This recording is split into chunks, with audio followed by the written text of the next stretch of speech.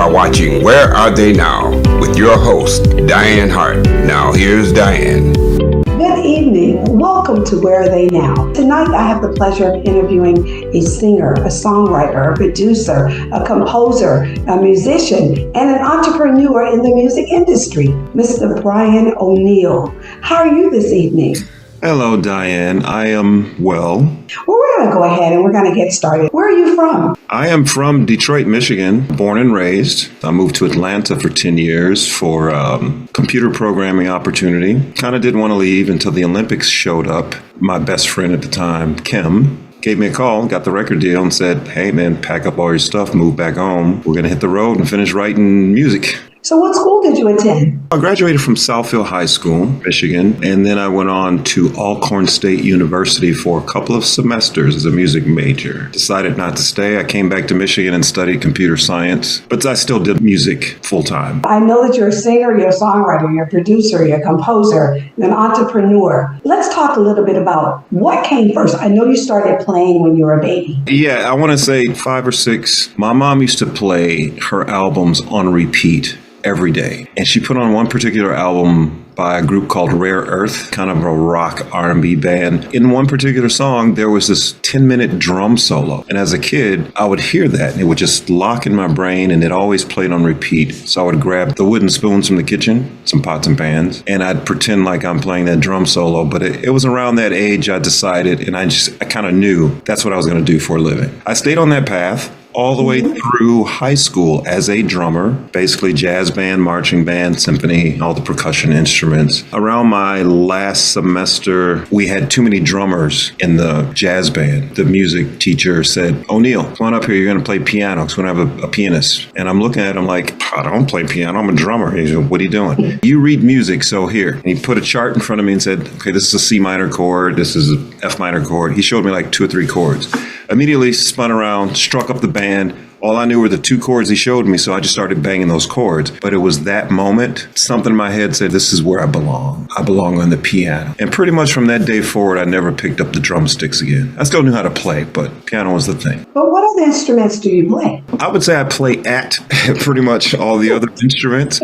So throughout my entire youth, I picked up all of the instruments that were available and attempted to play. But because my brain was just set on being a musician, instead of tinkering with those instruments, I became kind of serious with each one, at least to make them sound decent. I wasn't a pro by any means on any of them other than, at the time, drums. But I just carried that on into my adult life. And the more I picked up other instruments, the better I became. I never needed to play all of those different instruments in different outfits and different bands. I was always the keyboardist or pianist. But when it came to writing and recording at home, I would put down my piano parts. I had the songs written and all the keyboard and piano stuff is done. I would do most of the drum work too, since I was a drummer. But whenever I needed a guitarist, a horn player, bass player, no one was ever available when I needed them. That kept me playing the different instruments well enough to record my own music. And so today you still play all of those instruments if somebody's missing that you need a part for? In my recording studio, yes.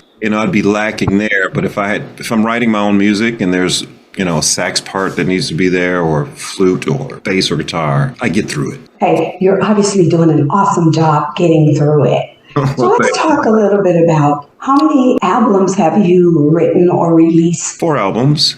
Mm-hmm. To me, that's kind of enough. I think the average musician that's in the industry feel that they need to produce a CD once a year, a major record deal. They want you to release something constantly just to keep the money flowing and keep your name in lights, to remain valid in the industry. That's one route I never wanted to go. I never pictured myself on stage. I never pictured myself being an artist for the public. My goal was to be a writer, and the ultimate goal was to be a film composer. By accident, when I created my first CD, which really wasn't meant to be a CD, I was living in Atlanta at the time, working for Coca-Cola headquarters, computer programming stuff. I played a few of my songs for people on the job, and they liked it so much. One friend said, hey man, put all this stuff on a CD. I'd like to just listen to all your stuff at home. I burned one little cheap CD. It was about 15 songs. And then this guy goes and he copies it and gives it to other people at work. So now everyone's at my cubicle. Brian, you got another CD? I love that music. I go to sleep to this, or my daughter wakes up to this.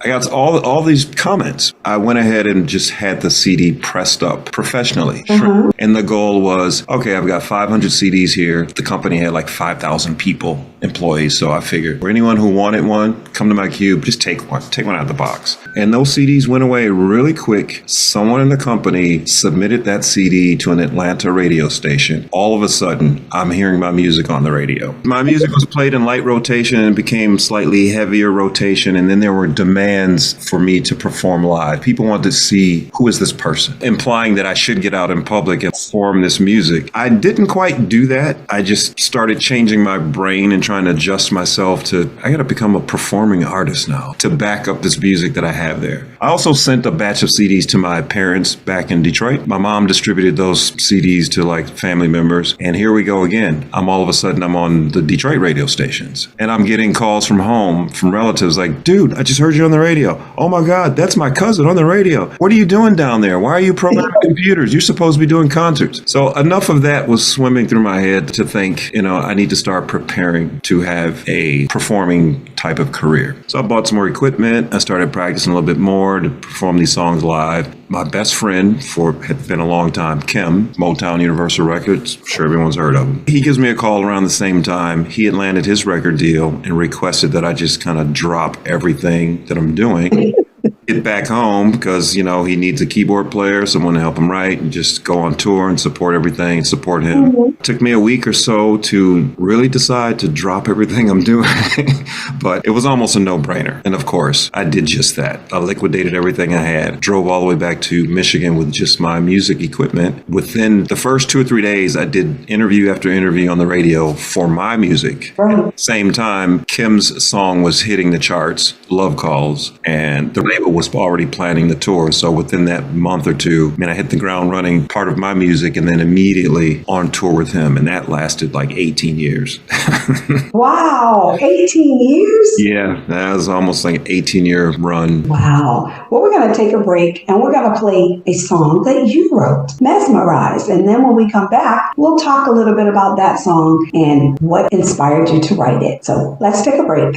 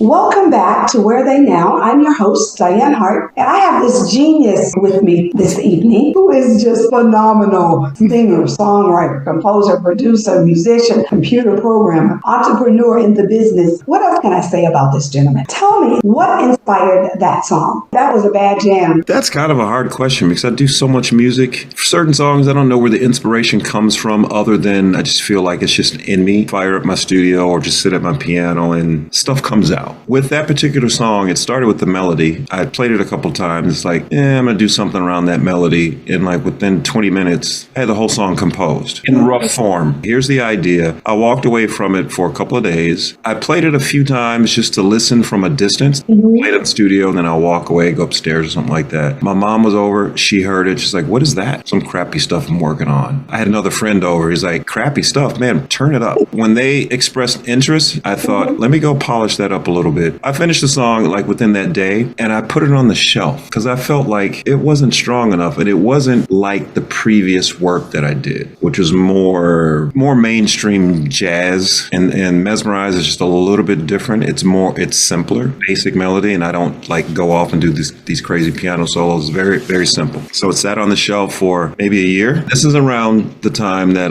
MySpace, social media, became big on there, and I noticed that, you can just put your music up here and people can listen free. And I thought, I'll give that a shot. So I put all of what I thought was my crappy work on MySpace. Mesmerize ended up garnering almost 1 million plays, like within 6 months, and all the comments. And I thought to myself, what is happening here? I answered my own question by giving it a lot of thought. And I decided that I'm going to stop judging my own music. I'm not going to release stuff that I like. Right. Because it seems like everything that I like personally as a musician, other people think it's so-so. The things I don't like are the things they love. So I learned to eliminate that bias in my own brain with my own music. Right. So I just kept posting things to MySpace, and then Facebook came along, and then everything just kind of took off from there. Mesmerize to this day is still what most of my fans say is their favorite song. It's a bad song, and that's why they like it. As I was reading through your bio, let's talk a little bit about some of the people that you have been on the stage with. How many of these folk have you written music for? Mainly Kim and myself. The big names that you see in my bio, I didn't write music for them. For them? Okay. I performed with them. One artist that I was dying to perform with was Stevie Wonder. Stevie Wonder did give me the call to join his group, but I was on tour with Kim, and Kim needed me as his right-hand man. So it was, this is my buddy, but that's Stevie Wonder. And my commitment to him, my loyalty to him stood fast, and I stuck with that. All of the other artists that you see on that list, I did perform with. We've talked many times about recording with some of them. I did a lot of the Kim work. If it wasn't Kim work, it was my own. Wow. When I look at the list is just... Have you done some music for some plays? Yes, a couple of plays in Atlanta. I composed most of the music for them. My favorite body of work was for 2 different films. One film is to be released, I think, next February, where I did the entire score, the sound effects, everything audio related. Doing the score was something. That takes a different mindset. As opposed to when I do some of my jazz projects, I just freely come down here and however I feel, that's what I record. When the director is giving you the script first in words, and you get to picture, all these different emotions and these visuals, and then you actually get footage. And then they send that to you and they say, okay, compose based on what you see. Or the director may say, okay, this lady here, she's going to be crying in the next minute. What kind of music would you build up to, like, okay, she's excited now, but in the next minute, she's going to be in tears? That's a challenge. Also, I feel like that's the peak of my creativity, is to be able to just take an emotion or a scene and create emotion via music. You should be able to have a movie going and close your eyes and listen to the dialect and the music, and it's like you can see and feel everything that's happening on the screen. Which one do you think you like best? Singing, playing, composing, producing? Are you asking what's the best? I like them all. I mean, I walk around, I tell my kids, like, hey, your dad right here, I am music. I am Mr. Music. Yes, I enjoy them all, but if I had to rank them, film scoring would be at the top. Second would be just writing and composing, producing other artists. Last would be the live performance of my own material. I can't wait to see you live somewhere. You're in Detroit soon. Yes. Sorry to see you performing. You have to be there. I'm VIP right up front, so I will be there. I'll be looking for you. I'm coming, don't you worry. So do you have any new music coming out soon? Yes, I do. I have a full catalog of so much music. Sometimes I feel like I'm Prince, because, Prince had a vault that can last 20 years. I feel like I have that many songs, but technically I've got enough for a few more projects to be released. The plan is to have all new music for all of next year, and not following the footsteps of like a record label where they have you release something once a year. I may release 2 or 3 things in 1 year. 2025, at least 2 major projects. And then we'll see how it goes after that. So, are you performing in Detroit during the holiday season at all? Oh, yes, I am. But it's my last live performance. I'm calling it the Cessation 2024 concert, my final live performance. Unless Stevie Wonder calls me back and says, come on out here.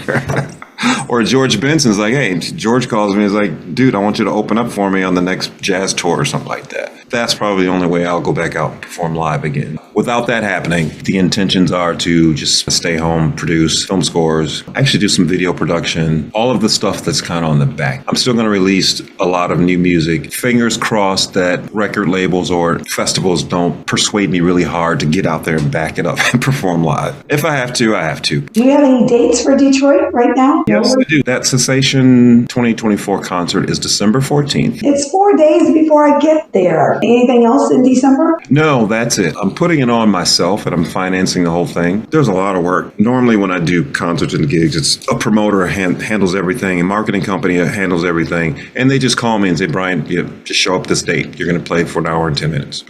This is different. I'm doing everything from the bottom up. I've been pretty busy since August. This is a big one. This will be the first time that I actually have a string section on stage with me. So that's going to be interesting. Multiple singers, and I will get a chance to play every instrument on the stage too. Well, being that I can't be there, I'll make sure that my fiance is there in my spot and he can tell me all about it. I'll just be furious when I get to Detroit on the 19th. Even better, Dianne, it's going to be filmed professionally, like documentary style, kind of just doing my whole life in a summary in a documentary. So that concert will be recorded, and you'll be one of the first to get a copy of that. Well, I appreciate that. So we're going to take our second break. We're going to play Let Me Do It Again, and then when we come back, we'll talk a little bit about that song. There's so many questions I want to ask you, so I've kind of decided to myself that maybe this will be our part 1, and then we'll do a part 2. There's just so much about you. I can't get it all. 45-minute interview. No way I can do it. You can do it. Let Me Do It Again. We'll be right back.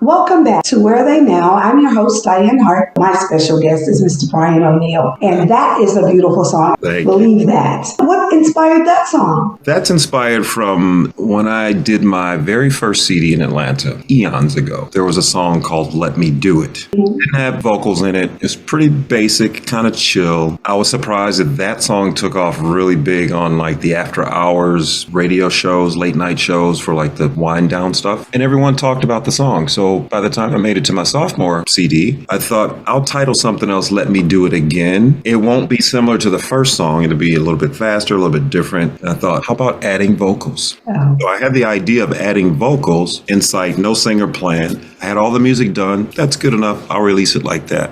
And I had a female vocalist friend visiting at the time, and she heard it and just started doing a little bit of skipping around it. And it's like she really liked it. She's like, hey, play it again. Turn the mic on. She did her thing. It's like, whoa, okay, now the song just took a totally different direction. And then a second vocalist had come by, duplicated what she did. They layered all that stuff. To me, the song took on a new life. I released it that way and took off and became popular. And like I mentioned earlier, how I'm like kind of unbiased. Even though I'm listening to the song, I'm thinking, yeah, it's pretty good. I don't know if people like it or not. I'll let them be the judge. Lo and behold, it made it to the radio, and it was like my number 2 song, most played song. So every time you seem to doubt the song just explodes. Yeah, and that's why I just stopped. I'll just write music and I'll let other people judge. If you like it, have it. If you don't like it, more than likely that means I like it. Exactly. What social media platforms can your fans find you on? Can I say all of them? Yeah. If you Google my name, everything comes up. And I probably spend more time on Facebook, Instagram, TikTok, Twitter, or X, and a few other kind of obscure. I mean, I say they're obscure because they used to be popular until Facebook took over, but they still exist. So again, if you Google my name, you'll scroll down, you'll start seeing sites you've never heard of, but that's where a lot of my music is.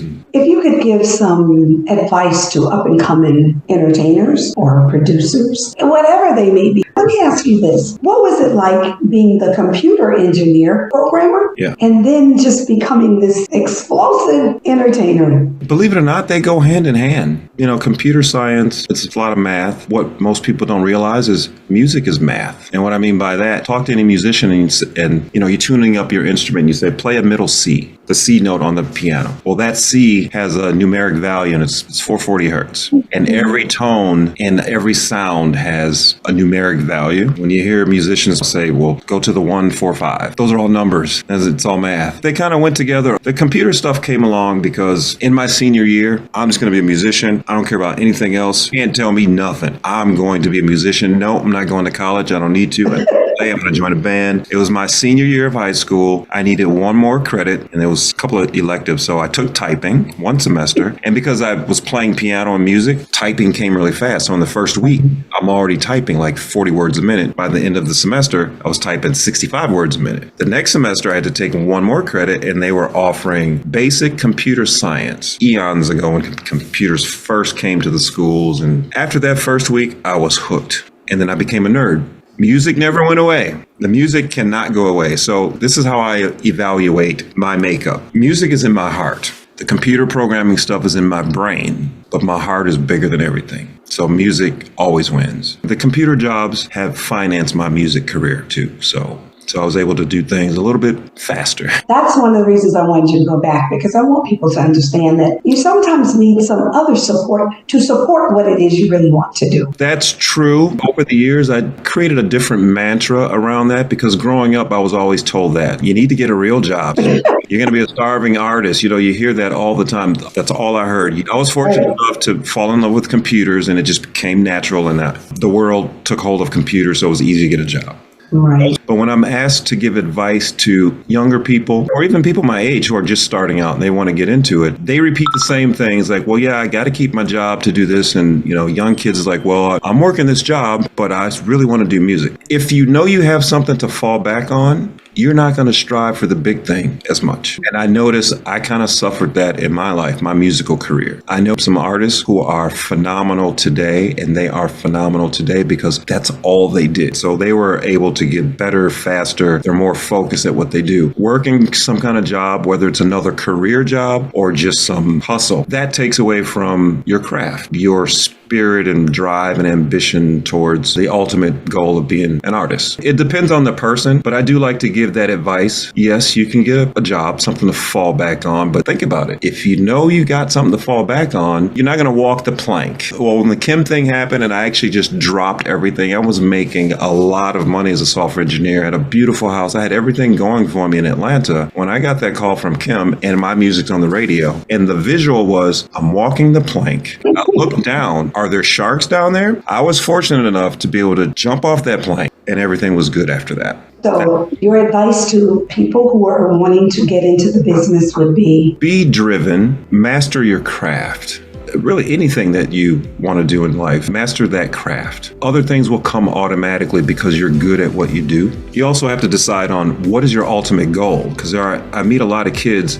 They want to get into the industry because they just want to be famous or they just want to make that money. I don't care how your life is. I don't care if you're living in a dump. If I see the passion and the fire in your eyes that that's what you want to do and you're good at it, that person gets the job. Wow, how time flies. I just want to thank you for this opportunity to interview. Thank you. Thank you. Absolutely. You can watch me every Thursday night on Detroit Hot TV, Facebook at 7:30. Every Wednesday night, I am on the opening statement on Roku on the Lit TV network out of Tampa, where I sometimes talk politics because I am an elected official, but I love music. So I'll be playing your show on my show right here in the city of Tampa. You can also catch me on YouTube. It's at Dianne Hart 2126, and you can see all the shows that I'm working on and all the different things that I'm participating in. Well, thank you, Dianne. It's been wonderful. I'm so glad you gave me the call and the opportunity to speak. You're welcome. Bye-bye.